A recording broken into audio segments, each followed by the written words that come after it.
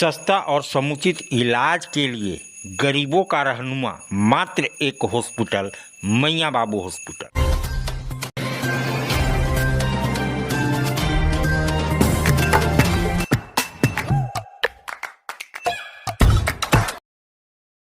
आज आप दिल्ली दरबार आए हैं। दिल्ली दरबार अपने आप में पूरे डाल्टनगंज को समेटने के लिए तैयार है, क्योंकि गांधी उद्यान पार्क में दिल्ली दरबार जब से आया है रौनक बढ़ गई है।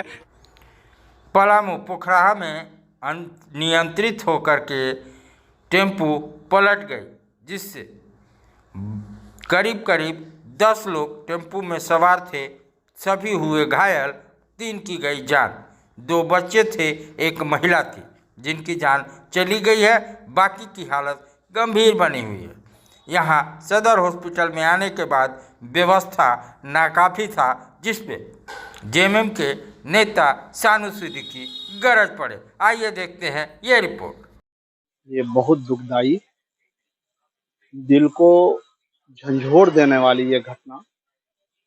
और जैसा कि मुझे मालूम चला कि ऑटो पलट गया, ऑटो पलटने का क्या रीज़न रहा हो वो हम लोग नहीं जानते हैं, लेकिन ऑटो पलटने के बाद जब यहाँ पे ऑलरेडी मरीज पहुंचा, मृतक यहाँ पे पहुंची, तो कुछ तो डेथ कर गए थे, लेकिन यहाँ पे इतना क्रिटिकल इस हॉस्पिटल का सिचुएशन था। इस हॉस्पिटल में डॉक्टर लोग उपस्थित नहीं थे। उसका रीज़न क्या है वो मैं नहीं जानता हूँ। मुझे ऐसा लगता है कि यहाँ पे जो डॉक्टर हैं, कुछ डॉक्टर लोग को ऐसा लगता है कि यहाँ के पदाधिकारी लोग जो है भारतीय जनता पार्टी के मानसिकता के हैं, जो हमारी सरकार को बदनाम करने के लिए इस तरीके का घटनाक्रम का अंजाम दिया है। इन्होंने आरोप लगाया कि मूवमेंट को देख करके, भीड़ को देख करके मैं यहाँ पर डॉक्टर लोग भाग गए। तो इस तरीके का सिचुएशन हॉस्पिटल में हमेशा होते रहता है, लेकिन ये पहली बार ऐसा हुआ है कि यहाँ पे पेशेंट पहुंचा और डॉक्टर भाग गए। तो कहीं ना कहीं यहाँ पे मुझे लगता है कि ये प्योर इनकी मानसिकता बहुत गंदी है।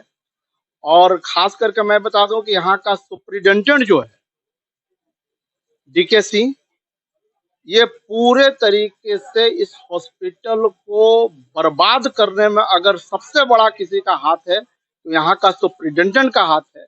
मैंने सुप्रिटेंडेंट को फोन लगाया। इस तरीके का सिचुएशन उत्पन्न होने के बाद तो सुप्रिटेंडेंट हंसते हुए जवाब देते हैं कि डॉक्टर जो है वो डर से भाग गया। तो डॉक्टर को किस बात की डर? ऑलरेडी यहाँ पर सब चीज प्रोटेक्शन दिया हुआ उन लोगों को। हर तरीके का झारखंड सरकार ने डॉक्टरों लोग को बोला है कि अगर आपके पास किसी भी प्रकार का मूवमेंट, भीड़ पे अगर आप उसका शिकार होते हैं तो सरकार उसको एक्शन में लेकर के उन लोगों पे केस करने के काम करेगी। यहाँ पर की जनता भी इस बात को जानते हैं कि अगर डॉक्टर के साथ हम किसी प्रकार का अगर हस्तक्षेप करते हैं या उस पर हम बाधा पहुंचाते हैं या हम उसको पीटने का काम करते हैं तो यहाँ पे जो है उनके ऊपर केस हो जाएगा। ये ऑलरेडी यहाँ की पब्लिक भी जानती है। यहाँ पे जो सिस्टम है उसके लापरवाही की वजह से जो है निश्चित तौर पे यहाँ के सिस्टम की वजह से ही यहाँ पे इस तरीके का सिचुएशन घटा। आज से कुछ दिन पहले भी एक सिचुएशन के बारे में मैं बताऊं, यहाँ पर सिलेंडर होता है तो सिलेंडर को खोलने वाला रिंच नहीं होता है। मैं बताऊं कि यहाँ पर इस तरीके का सिचुएशन हमेशा उत्पन्न होते रहता है। इसको लेकर के मैंने सुपरिटेंडेंट को बोला कि ये बताइए सुपरिटेंडेंट साहब कि ऑक्सीजन की जरूरत कब पड़ती है? जब पेशेंट क्रिटिकल सिचुएशन में होता है।